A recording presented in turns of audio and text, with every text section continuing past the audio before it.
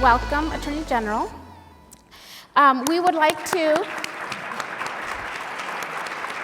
We are going to give you 5 minutes to share your introductory remarks. And I would, if you can, ask you to focus on, could you cover why Colorado Latinos and Latinas should support your candidacy? Thank you for this incredible forum. It's great to be back. I was with you last year as well.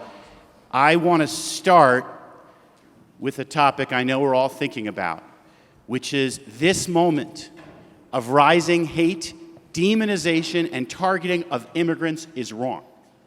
And I feel that from the fiber of my being because I am here as a first-generation American. How many first-generation Americans do we have in the room? How many people here came to America themselves? And how many people here did the border cross your family and you've been here for generations? All right. However you came here, unless you're indigenous to this land, you are from a family of immigrants. Some of us are closer to that truth than others. And the rhetoric of this moment is anti-American. When I spoke to the American Immigration Lawyers Association, I talked about what our national motto is, E pluribus unum. Out of many, we are one. This is a nation who's opened up its arms to refugees fleeing desperate situations with the message, give me your tired, give me your poor, we will give them shelter here. My mom was born on April 13th, 1945, in a Nazi concentration camp to a remarkable grandmother. A lot of people here have remarkable grandmothers. Mine is one of them. My grandmother never lost hope for a better future. And together, they were liberated by U.S. Army soldiers on April 18th, 1945, and my mom is here with us today.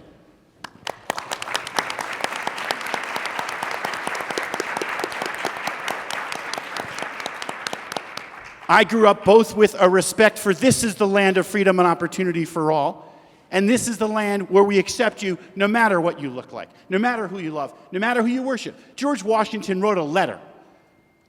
He sent it to a Rhode Island synagogue and said, in America, this was popularized in Hamilton, by the way, is a land that we give bigotry no sanction, and none shall be afraid. And then he quoted from the book of Micah and said, let everyone live safely under their own vine and fig tree. Well, we know now, for many in America, that's not true. You are suffering bigotry. You are afraid, and it's on all of us, particularly leaders, to lead with moral authority, which is why I've had to sue this lawless bullying administration 59 times and counting.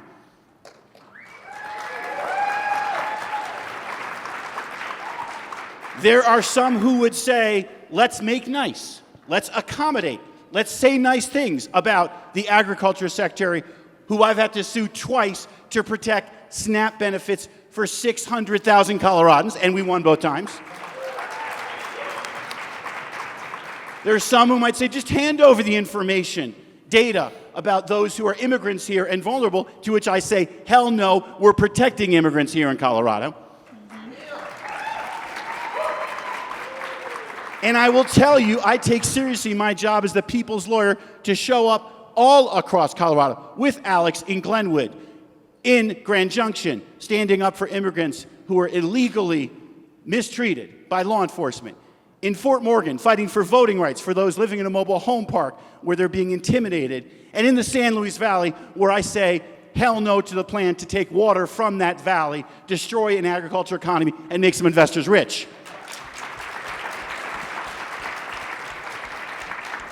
If you are going to prey on Coloradans, my job as Attorney General, my job as Governor is to fight for you. I've taken on irresponsible corporate landlords again and again, bringing back millions of dollars to tenants, taking on those who are preying on those with medical debt, taking on those pushing out opioids and those pushing social media platforms harming our kids. I've got a simple mantra. My job's to fight for you. I'm not backed by out-of-state billionaires or corporations. I've never taken PAC money. My whole campaign is about people.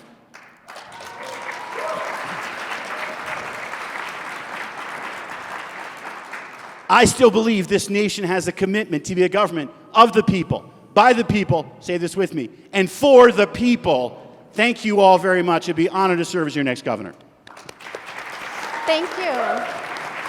Thank you, Attorney General Weiser, and thank you so much for sharing your story and bringing your beloved mother. Bienvenidas a la mamá. We know in our culture, family is everything, so that is, really appreciate that.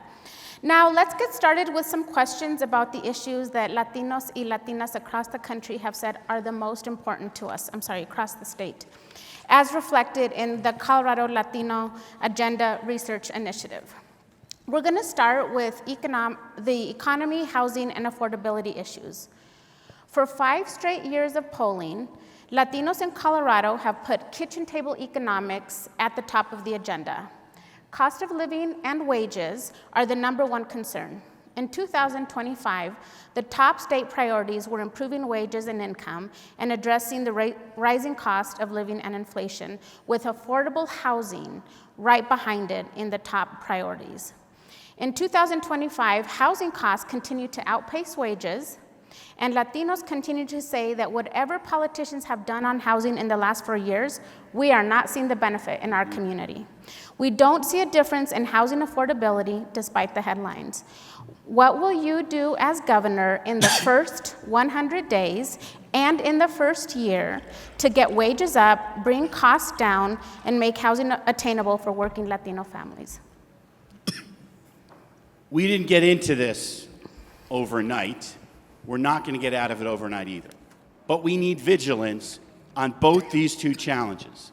First challenge, housing. Second, how do we give people access to better jobs and opportunity?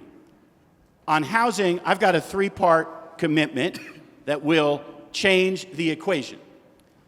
First, how do we build more housing, particularly in these communities where, if you're a teacher in Jefferson County or you're a law enforcement officer in Adams County, it's harder than ever to buy a home where you live. If you're a young person growing up, you're looking, when can I buy a home?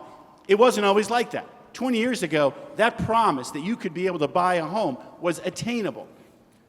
Starter homes, we called them. We stopped building them. We got to change that. How do we change that? First, we need a single person in the state government, my right hand, whose full-time job is to coordinate all of the efforts under state government to make sure that we are not making it harder. Right now, the state has programs trying to support building this housing, and people have to jump through hoops. It takes too long, and it's a pain in the ass to deal with. Second, local governments have permitting processes that take too long and that have too many permitting fees, making it expensive to build this type of housing we need. And third, we need down payment assistance for those teachers, nurses, workers who don't have enough money for that down payment. Second point, how many renters are out here? All right, decent number. I have a plan and commitment and a track record to protect renters too, because renters have been ripped off by junk fees and by algorithms fixing and hiking up rents as much as $136 a month in Denver. I've shown my commitment to go after these irresponsible landlords. That will continue when I'm governor. And third, in our rural communities, our state program, Proposition 123, is not working for them because they have what you call an inverted housing market. Too often, it's more expensive to build housing than to rehabilitate existing housing. We got to make sure we address that. I created a program for rural communities called COPPER, the Colorado Partnership for Education and Rural Revitalization, because I showed up in Trinidad, in Lamar, in La Junta, and I said, what do you need? And they told me. And I took an existing program that was on autopilot only for urban areas and created this COPPER program, creating in community colleges, Otero, Lamar, Trinidad, and Pueblo, a job training program for people to do this rehabilitation. And there are now firms doing rehabilitation of homes in Lamar because of the work we've done. Thank you. Now Vanessa will also ask a question. Thank you. Let me just quickly say, and that's part of how we create opportunity, the second part of your question, creating more pathways for good jobs that are out there. We don't have a functional workforce development system. We're not setting people up for success. I'll change that when I'm governor. Thank you, Attorney General. We're going to talk a bit about agricultural workers now. So we know that working families need to make a livable wage. After years of advocacy, Colorado finally passed the Agricultural Worker Bill of Rights, which in part improved overtime rules for agricultural workers. This session, some lawmakers and business interests who probably have never picked fruit and other produce in the scorching sun want to raise the number of hours an agricultural worker must work to get overtime pay. So we are opposing Senate Bill 121, which would do that. Another bill, Senate Bill 81, which we support, would set 40 hours as the standard work week for agricultural workers, just like everyone else. Where do you stand on the issue of fairness and dignity for agricultural workers, and what would you do as governor to support essential workers? I am committed to making sure we treat workers with fairness and dignity, and I recognize the importance of getting in statute. Currently, the protection, I believe, is only in rule. It's not in statute. I want to make sure we get in statute. The Senate bill you mentioned, and this is a principle that I care about, it's led by Robert Rodriguez, the Senator Majority Leader. And I respect Robert, and so I need to have that conversation with him. I'm not sure why he's pushing the higher amount. I haven't heard his explanation. I share your inclination that it should be a comparable amount. But part of what I will bring is I know the legislature, I know the players, I know the issues. I'm going to make sure we're working together to solve problems together. Too often, in too many conversations, people are left out of the conversation. There's a famous phrase, if you're not at the table, you're on the menu. And I am committed to really listening, not just when I'm running for office. The times that Alex and I talk are not just when I'm here asking for your vote, it's all the time on all the issues so that I am hearing from community. I'm showing up in community. And that means I'm going to respect people like Senator Rodriguez to make sure I hear them out. But in terms of where I lean, absolutely, we should be giving agriculture workers the same sorts of protections that others can get as well. Thank you. Great, thank you. Now we're going to move into health and reproductive justice.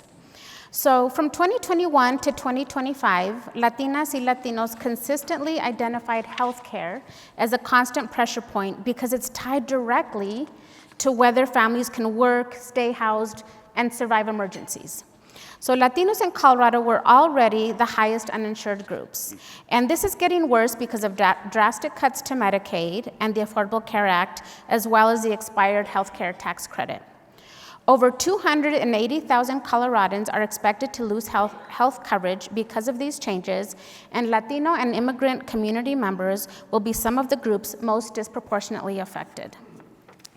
So in this section, we're looking for specifics from you as a candidate for governor. How will you protect affordable health coverage for all Latinos, including for immigrants, who have the least options for coverage, and defend bodily autonomy so health care decisions stay with the patients, not politicians? Let me start with the last point, which I know Dusty would have been asking were she here. And I'm proud to have worked with, shown up for Calor again and again and again as we fight for reproductive justice. Because we know that patients and doctors are in the position to make their own healthcare decisions. And the government getting in the way is morally wrong. It's now the law in Colorado. We protect everyone's right to make reproductive healthcare decisions. I fought for that law. I will keep fighting for it every way I can. Next point on this, when you talk about reproductive justice and health equity, this administration's attacks on equity are immoral, wrong, and illegal. I have proudly said I believe in diversity, equity, and inclusion. We have to say the words. We have to walk the walk. We have to make sure that whoever you are getting equitable access to health care. There had been research going on addressing a problem that Black and brown women are more likely to die during childbirth. This administration sought to cut that research. I took them to court, one of those 59 lawsuits, and a judge said that cutting that research was designed to save lives because people were dying because they weren't getting equitable access to care. Cutting that research, the judge said, was the most racist thing he'd seen in 40 years on the bench. When you talk about access to health care, I want to give you a three-part answer. First, Whoever you are, whatever your insurance may be, I need to make sure as governor that we get you access to primary and preventative care. This is what is so insidious about the efforts to move people off of Medicaid, is you're going to end up making health care more expensive, and you're going to reinforce that too often we don't have a health system, we've got a sick system. I want a system which in the schools, in the community health clinics, people are getting access to primary care. Everybody, no matter who you are, to live healthier lives. I don't want a system where people are showing up in the emergency room in urgent situations and getting hugely expensive care because we weren't taking care of you earlier.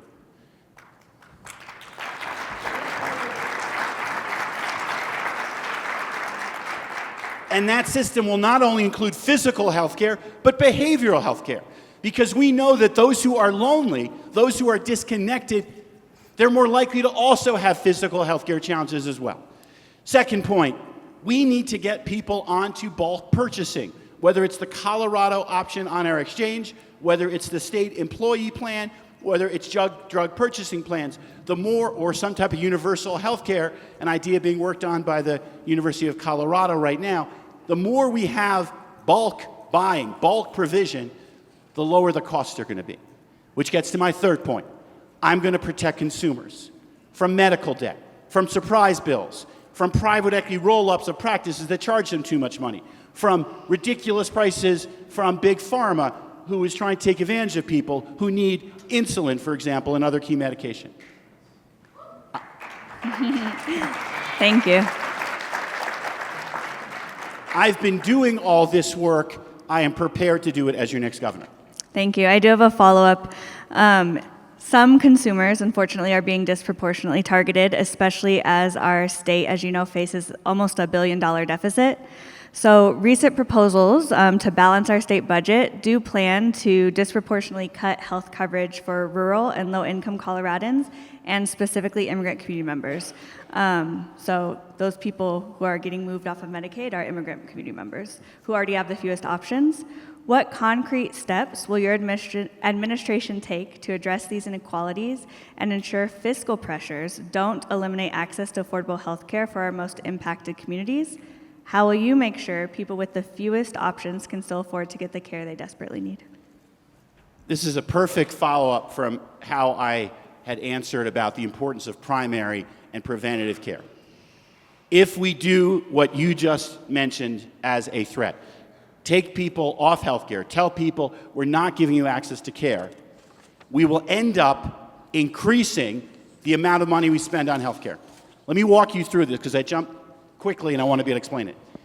Let's say someone is at risk of diabetes. If we help them eat healthier so they don't get diabetes, that's the best treatment. Second, if we treat the diabetes, that's the second best treatment. You know what's the worst treatment? Dialysis and amputation. That's the societal choice we have to make. And so we have to make it in an informed, forward-looking way, not in a penny-wise, pound-foolish way. You mentioned in your question that we're at risk also of losing rural health care clinics. I mentioned, for example, Trinidad. There's a Salud clinic in Trinidad. If that clinic goes under, because we haven't supported it adequately, those people lose access to, wait for it, preventative health care, primary care. What does that mean? They're not going to get the care until it's an emergency situation, and it will be much more expensive. And if they're not insured, they're still going to get the care, and then we all end up paying for it. So my commitment is to be smart, forward-looking, and just in keeping these institutions open, in ensuring that those who need health care, primary preventive health care, keep getting it. Thank you. Great, thank you, thank you. So we're going to pivot now to public safety and immigration. In Colorado, trust in law enforcement and government systems has been eroding for years. And it's eroding on civil rights and due process protections. And that's not because people don't want safety. In fact, in 2022, 80% of Latinos said local law enforcement doesn't always treat Latinos with dignity and respect. So let's fast forward now to 2025, and you know that that trust problem has become even more pronounced when it comes to immigration enforcement and personal data. Just over half of Latinos say they do not trust state agencies to keep their personal data safe and not share it with ICE. And a comparable share do not trust local police not to collaborate or share data with ICE, even though both of these are already prohibited in Colorado. Colorado has laws on the books meant to limit certain collaboration and data sharing, but our research shows that Latinos believe those protections are not enough and that the new governor should do more. So here is your question. How do you plan to protect due process, enforce the state's existing laws, prevent state and local government from violating community trust through the backdoor immigration enforcement, and rebuild legitimacy so families feel safe reporting crimes, seeking help, and participating in public life? A few of you here, Ian, I know is one of them, remembers when I was running for Attorney General. And at that point, I was articulating a vision of what I would be as the people's lawyer. Now I'm running for governor. I have a track record of how I've served in statewide office. I also know our state. I know our challenges inside and out because I'm working in the state. And as you compare my answers today with Senator Bennett's answers, I think you're going to see one of us is working at the state level, knows our state really well, and the other is in Washington with 17 years of experience where we should keep him serving us where he can best advocate for Colorado. On this issue, it's a powerful example. I worked hard on Senate Bill 217 to provide critical protections. Let me talk about what some of those are. Every law enforcement officer has to have body cams. Body cams provide transparency, and access to body cams provides accountability. Number two, if law enforcement officers break their obligation to serve the public honorably, they should be decertified from the profession, and they now are.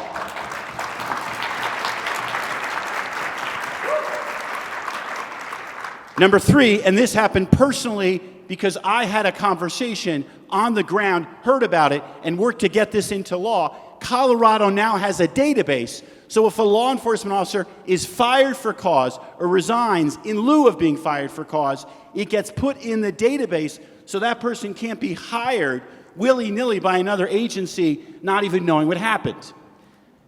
Also, on immigration, well, one more.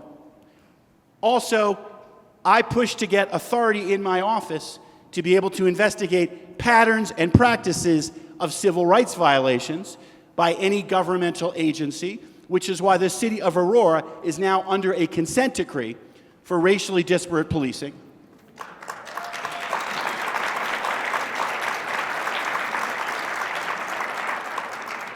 I was appointed by Governor Polis special prosecutor after the deaths of Elijah McClain, who died at the hands of law enforcement. We brought the evidence fairly to a grand jury.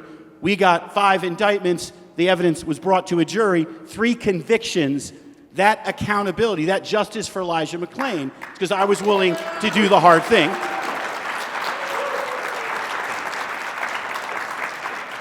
And finally, when an immigrant college student was treated illegally under the law you mentioned, I went to court to take action to hold that officer accountable. What I will... Thank you. You're welcome. What I will tell you is my commitment to a culture of responsible policing that follows the law, treats people safely, is something I have shown now for 7 years what that looks like. My commitment is not going to stop. I agree with your premise 100%. Communities are not safe if the communities do not trust law enforcement and they're afraid to reach out to law enforcement, which is why it's important that Colorado has the law you mentioned, that law enforcement does law enforcement does not do immigration enforcement. Mr. Attorney General, welcome. Good to see you. You know that you have heard us talk about the 2 Colorados. One that is experienced by folks in the Front Range, and then another Colorado that's experienced by us who live in rural parts of Colorado. Immigrant families in rural Colorado are living with the reality that ICE has many helpers. A local interaction with law enforcement can quickly become a text thread with ICE. People in local jails can disappear into ICE custody in jails like in Garfield County, which you know very well, Mesa County, La Plata, I can go on and on and on. And ICE is also using the not-so-secret satellite facilities, many of them who haven't been so secret, they've been there for 10, 20 years, particularly in Garfield County, without any oversight. That is why many of us here in this LAD are in support of House Bill 1276. This is a bill that is trying to close these loopholes in state law. What do you believe Colorado's responsibility is to stop local systems from feeding this ICE pipeline and to ensure clear limits, real transparency, and meaningful oversight of all detention centers, not just in Aurora? I'm going to be a little more careful than Alex would like me to be here because I'm currently in litigation against the Trump Justice Department on this issue. Let me explain that, then I'll give the best answer I can given those constraints. Colorado has already passed laws, we talked about those laws, that we have said our law enforcement is doing law enforcement, not immigration enforcement. They're not allowed to detain people for purpose of immigration enforcement. Get information and share it for purpose of immigration enforcement. Those are important protections. Because of those protections, the Trump Justice Department has sued me personally and the state of Colorado, suggesting whatever epithets and legal arguments they're making. I'm not afraid of their epithets, legal arguments. I'm not afraid of the death threats. I'm going to make sure that I do what's right, and I fight for Colorado and justice and making sure we treat immigrants fairly. We are going back into court, calling them on their arguments, defending our state sovereignty to be the Colorado that we all know and love and believe in.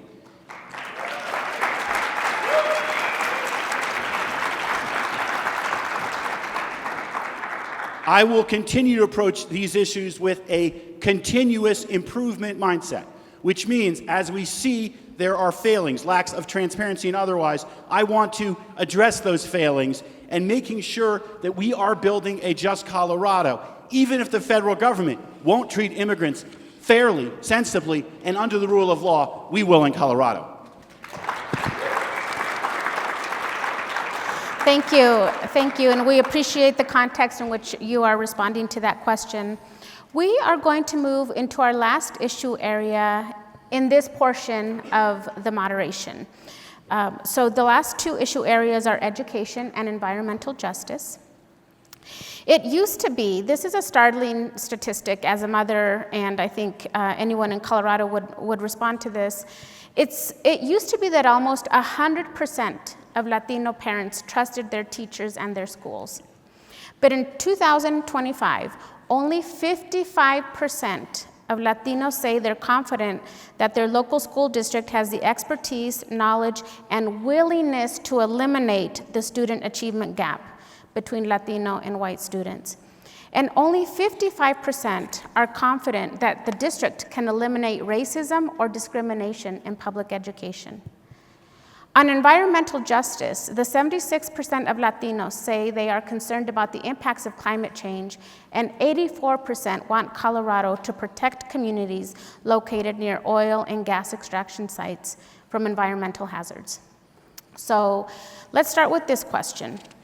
Beyond funding, what do you think the governor can do to hold local school districts accountable for eliminating the achievement gap in an acceptable timeline? Do you want to talk about environmental justice too, or just education? We'll follow up with the environmental justice Got it. question. Okay. During this campaign, I've been reflecting a lot about what I've learned over the last 8 years on education, listening to teachers, listening to students, listening to parents, and I agree with the premise of your question. We are in a hole right now. It's a fairly deep hole. We are not doing right by our students. One element you mentioned is students aren't getting the education they deserve. They're not treated by teachers the way they should. There are a few different threads. Let me pull each of them differently. First, in what is often called the school-to-prison pipeline, too often is students of color who are being labeled problem students or even criminals pushed into the criminal justice system, as opposed to what strikes me as the far more just and appropriate stance. When a student is struggling, how about asking that student, how are you doing?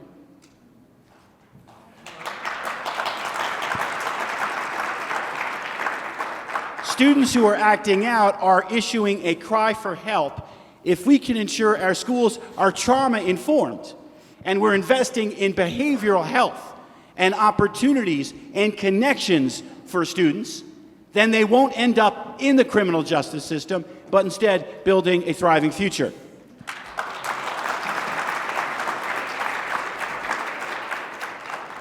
A second point, and this extends into the workforce, let's get real and talk about the mentoring gap. Nobody is successful on their own. I know Alex has had a lot of great mentors. I know I've had a lot of great mentors. We all need great mentors.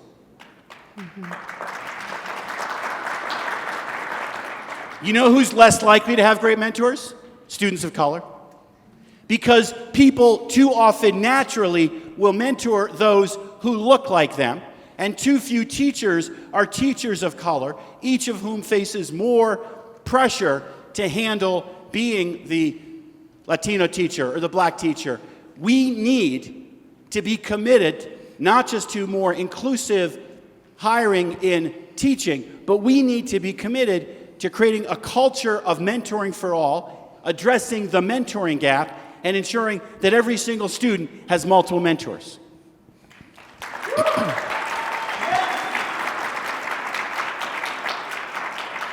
And a third point is an education system that is competency-based, that starts... You're welcome. I feel like I brought a ringer, but honestly, he came here separately. Go Braves. So the education system often has this one-size-fits-all, failing to be broad-minded about a set of competencies. And if instead we started with individualized learning, asking the question, what competencies are you interested in, and being able to help people develop those competencies and those pathways to get a good paying job, they will have a brighter future. Thank you, Mr. Attorney General. Parents should not have to spend years begging a school district to do the right thing for their child. When students are not getting a quality education, families need more than just a meeting or complaints or promises. They need real accountability. In 2025, 79% of Latino voters supported giving the Colorado Department of Education stronger enforcement powers so that parents can hold their school districts accountable when students are not receiving a quality education. Do you support giving CDE actual authority to step in when school districts fail students? And if not, how should parents hold their school districts accountable then?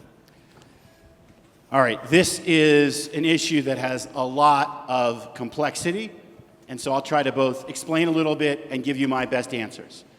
First, we are a strong local control state, and the norm that we have is the local community elects the school board and oversees the schools. And sometimes that system doesn't work as it should.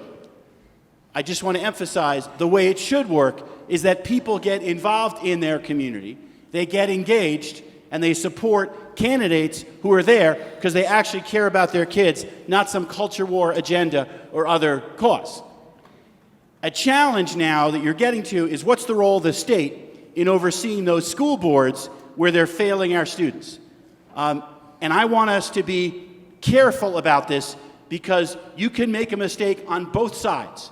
You can be under-engaged, allowing kids to be harmed, not educated, and a school district going down the drain. I do support getting engaged, getting involved to help protect against that. But I'm also worried about the other side. You may remember in Adams 14, there was an effort by the state school board, CDE, to get involved in a way that many on the ground saw as overly micromanaging, too directive, condescending. And so the challenge is, yes, we should have tools and ability to oversee and protect, but we need to be careful on both sides of that equation. Thank you. We'll go ahead and move on to environmental justice. So we know that data centers are being sold as economic development, but too often private companies get the benefits while the public, our communities, take on the costs.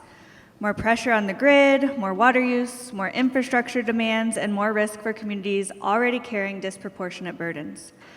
That is why many of this year's participants are opposing House Bill 26-1030, which gives tax incentives to data centers, and we are supporting Senate Bill 26-102, which would create guardrails to protect impacted communities.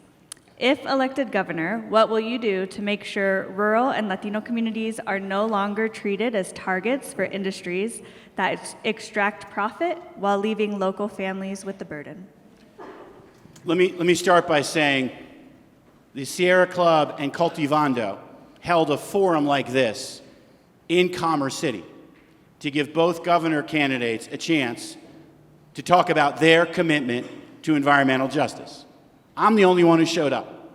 An important question in that forum is, how do we bring a sense of urgency to enforce protections against those communities that don't hire high-priced lobbyists? And what I said is, I have shown my commitment is to the people of Colorado, to the people of Commerce City, and to making sure that our state government can be an effective enforcement agency, which too often it is not. And it has failed communities by a lack of effective enforcement. I know we'll talk probably more about that. Second point, data centers. I've got 3 conditions. Number 1, I don't want consumers picking up the costs of the added electricity burden by these data centers, particularly if they go under. Number 2, if there are going to be any data centers, they're going to bring clean energy to Colorado. And number 3, they've got to work for the community. If the community says no, the answer is no.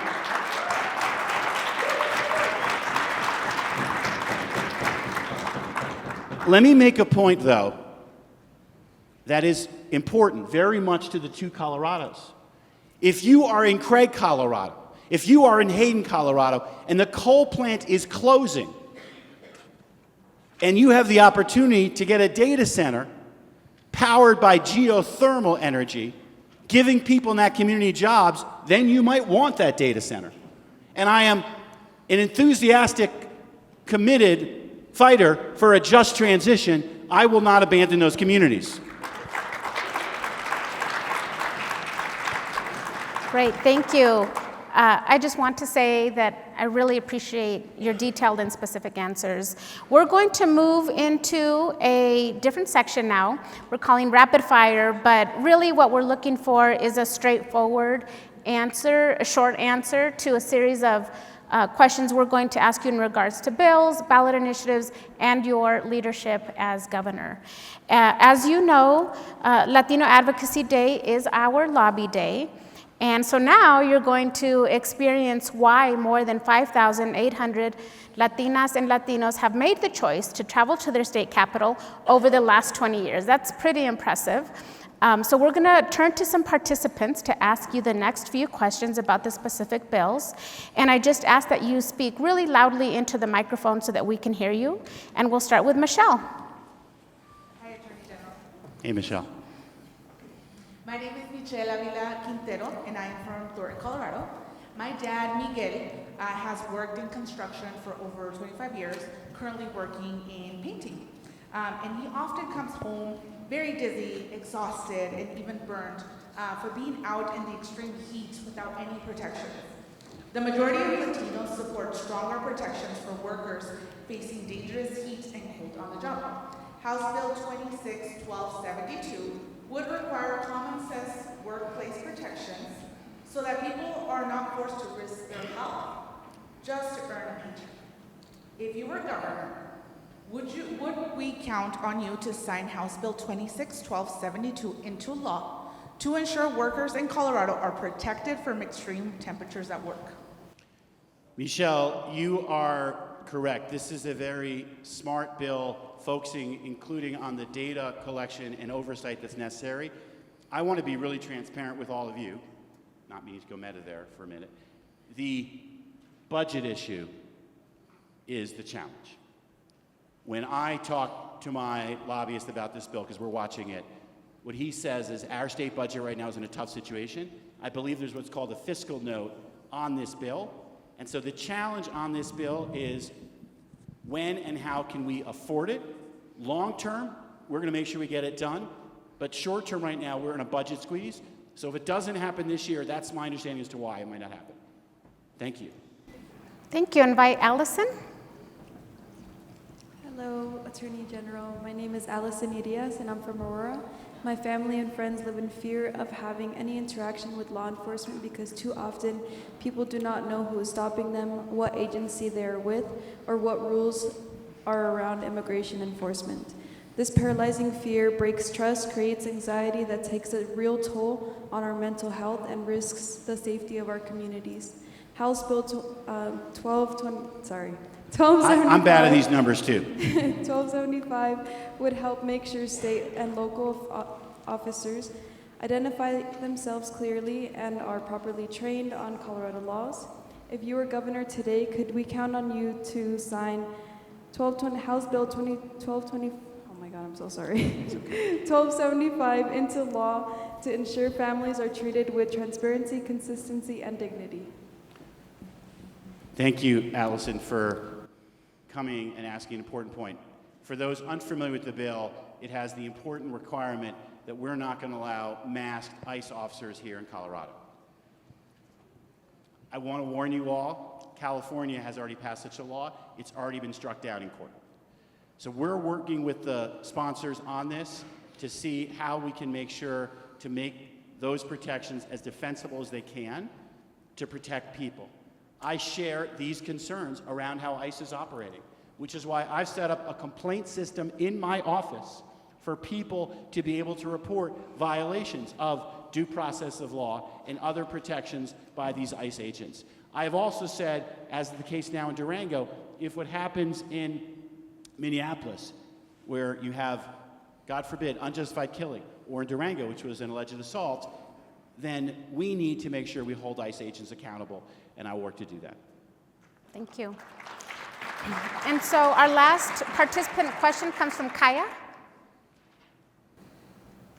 Hi, Attorney General. My name is Kaya Young, and I am from Grand Junction. Through my experience, I've engaged and worked with unhoused individuals who were directly impacted by predatory eviction practices that resulted in them losing their homes. They had little opportunity to fix the issues that could have prevented them from being evicted. Families going through a hard stretch have little to no chance to catch up or defend themselves. That kind of instability hits children, parents, and entire communities.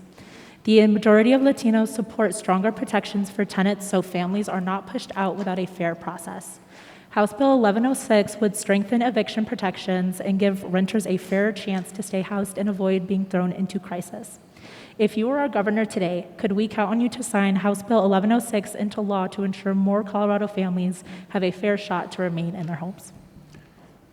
Thank you for an important question. I have worked on renter protections, and I've developed in my office for the first time a housing unit to protect renters from the range of predatory, harmful mistreatment that we've seen out there. This bill has some important provisions. It's got a lot of them, so I and my team haven't actually worked all the way through them yet, but some of them include more transparency and other protective measures. My commitment has been to protect tenants, so I look forward to working with the sponsors, I think it's Rep. Mabry on this, to make sure that we've got the best bill possible, because in Colorado, I want every renter to know you're going to get treated fairly. And as we hear this stories of unfair treatment, I mentioned before junk fees, which is a personal hated mistreatment. That's when you are moving out and they say, oh, there's a moving out fee. And you're like, what are you talking about? It wasn't a lease, but they're charging it anyway. All sorts of those mistreatments, we got to stop them. And as we see room for improvement, we got to make it. Great, thank you. So I'm going to pivot to talk to you a little bit about ballot initiatives. Okay. Two initiatives that Colorado voters are likely to see on their ballot here in the fall. The first one is Initiative 95. This is an anti-immigrant proponents have brought this initiative, and they want to add a constitutional amendment to the 2026 ballot requiring law enforcement to notify the U.S. Department of Homeland Security when a person is charged with a violent crime or any crime if that person has a prior felony conviction, if law enforcement cannot determine the person is lawfully present. Do you support or oppose this ballot measure? I am a believer in the current law we have. The current law we have says law enforcement does law enforcement. It doesn't do immigration enforcement. Those pushing this measure weren't counting on public opinion for ICE falling off a cliff after Minneapolis. It's going to be our job, and I'll be in this work with you, to say we've got to protect the current system we have, where we know that law enforcement does law enforcement, and there is not this imposed requirement on law enforcement. Let me tell you why this is important. Law enforcement right now has enough of a challenge doing its job effectively as law enforcement. We shouldn't be mandating their doing immigration enforcement as well. So I would like to ask a follow-up question Sure. on this. Let's say worst case scenario, it passes. What would you do as governor to deal with the public safety consequences when Latinos no longer report crimes or call 911 because even a traffic infraction could lead to deportation? Well, you've just made a very compelling case. I made this point before, but not as well as you. It is so important that Latino communities know whether or not there's some people in your community, in your home, who are of different status, that you shouldn't worry about calling law enforcement because it's going to put them in immediate jeopardy. People will start being reluctant to call law enforcement at all, worrying about what type of consequences might happen to them or other loved ones. So then your question, which I really don't want to have to answer because we need to make sure it doesn't happen, is how do we best protect trust in law enforcement where law enforcement will be under obligations to share information? And I'm going to need to work with you and to think about what the best answer is. I really hope we don't face that. Yeah, thank you. Okay, there's one other initiative I'd like to discuss with you, and that is Initiative 85, which is also being brought by the same proponents. And this would significantly change Colorado's fentanyl laws. So Proposition 85 would make any possession of fentanyl, whether someone knowingly or unknowingly has it, a felony. It would also redefine distribution and transfer, including sharing drugs, so that any amount of fentanyl, whether known or unknown, would be charged as a level 1 drug felony, carrying a mandatory sentence of 8 to 32 years in prison. Do you support or oppose this ballot measure? So I've talked about this issue a lot because the opioid crisis has been something I've put extraordinary emphasis on during my leadership as Attorney General. Let me start with the principle which this measure goes against. If you are struggling with addiction, the answer is treatment.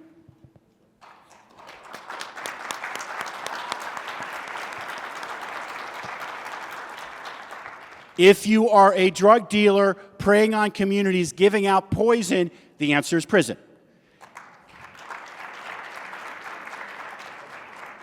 We got a couple problems, and we're going to have to explain this to people. Right now, if you are arrested, let's say for another crime, and it's driven by the fact you're struggling with addiction, we don't have enough treatment in Colorado. Now, when I started, we had about 25% of the drug treatment we needed. We're now up to 50%. I went after Big Pharma, brought to Colorado $900 million, created the best opioid response framework in the nation so that we have more treatment, so that every jail has medication addiction treatment, so that the prisons have medication addiction treatment. But we've got important work to do, to keep doing, to save lives. There's a reason in Colorado, over the last 2 years, we've had a 20% decline in overdose deaths from opioids. It's the leadership we've all done together on this issue. This measure would set us back. We need to go forward. Great, thank you. So earlier before you joined us, we talked about the governor's role in lawmaking, both the formal role, passing the veto, or signing a law, veto, et cetera, but also the leadership role that a governor has. And so I would like to ask you, if you were elected governor of Colorado, in your role, you would appoint a cabinet to oversee agencies that serve diverse communities across the state. How will you ensure your appointments reflect both the integrity needed to earn back public trust and the lived experience necessary to effectively serve Latino families? I have made this point before. It's really important, so I'm going to make it again. I'm not here with vision and promises without a track record. I'm here with a vision and commitments with a track record. If I can't back up my vision and commitments with a track record, don't believe me. But look at my track record and then believe my commitments, believe my vision. I have the most diverse leadership team we've ever had at the Department of Law. Our Division of Community Engagement, headed up by Vanessa Devereaux from the San Luis Valley, is given the responsibility of ensuring that everything we do is with a community-informed lens. I have the first ever bilingual language specialist who has been core to making sure that all Coloradans, whatever language you speak, is protected, which is why we've gone after notario fraud for the first time in our department's history. We also have made sure to tell people, if you're an employer and you're threatening someone with calling ICE because they're reporting wage theft, you're breaking the law. We at the Department of Law do all our work in a community-informed and engaged way with leaders who are diverse and an inclusive culture that walks those values. That's what I'm going to take to being our next governor. Thank you. So our 1 hour has gone very fast. We have come to a close. I would like to offer you 5 minutes to give your closing remarks. And what would you like to share in conclusion with our community today? Well, my first and most important thing to share is thank you. Thank you for showing up. We are living at what is a scary time. And there's an idea in my religious tradition that teaches the whole world is a narrow bridge. So we're on this narrow bridge with a huge canyon below. And the important thing is not to be afraid. That doesn't mean we can't feel fear. We can't be paralyzed by fear. At this moment, you are all making a choice. How do you show up? And I want to commend and encourage you for showing up with hope for our future, with courage to take on what's wrong and fight for what's right, and a commitment to engage. I often say that our democratic republic is not a spectator sport. It's a team sport. You are all on the field doing the work. As you now can know, having heard from both myself and Senator Michael Bennet, we have a choice. One of the two of us is almost certainly Colorado's next governor. One of the two of us knows state government inside and out. One of the two of us has stood up against this administration time and again, never trying to accommodate. And one of the two of us is running a grassroots people power campaign, not one dependent on out-of-state billionaires for their PACs.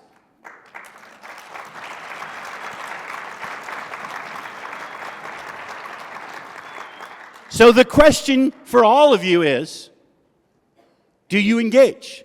And my biggest ask is please engage. Please pay attention to this race. Please make sure that others you know are paying attention. and understand what is at stake for Colorado's future. We need a governor standing strong against this bullying administration. We need a government who knows our state government and is prepared to get to work on all the issues we talked about and more. And we need a governor who governs the way Lincoln talked about our democracy. Of the people, by the people, please say this with me, and for the people. Thank you all very much. Thank you so much.